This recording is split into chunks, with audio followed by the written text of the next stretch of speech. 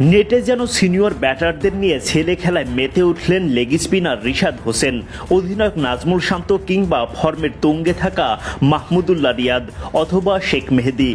রিশাদের leg spin পড়তে সবারই দিশেহারা অবস্থা। স্পিনার আর ব্যাটারদের মাঝে চলা চ্যালেঞ্জের ম্যাচে রিশাদের বলে বারবার আঙুল উঁচিয়ে আউটের ইশারা স্পিন বোলিং কোচ মুশতাক আহমেদের।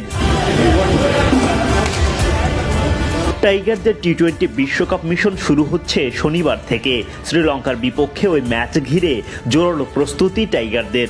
অনেকটা ম্যাচের আদলে চলে অনুশীলন, কাল্পনিক ফিল্ড সেটআপ সাজিয়ে ব্যাটার আর স্পিনারদের লড়াই। ব্যাটারদের দলে শান্ত, রিয়াদ, শেখ মেহেদীরা, আর বোলিংয়ে রিশাদ, তানভীর, আফিফরা। আম্পায়ারের ভূমিকায় স্পিন গুরু মুশতাক। রিশাদের করা একটা বলে তালগোল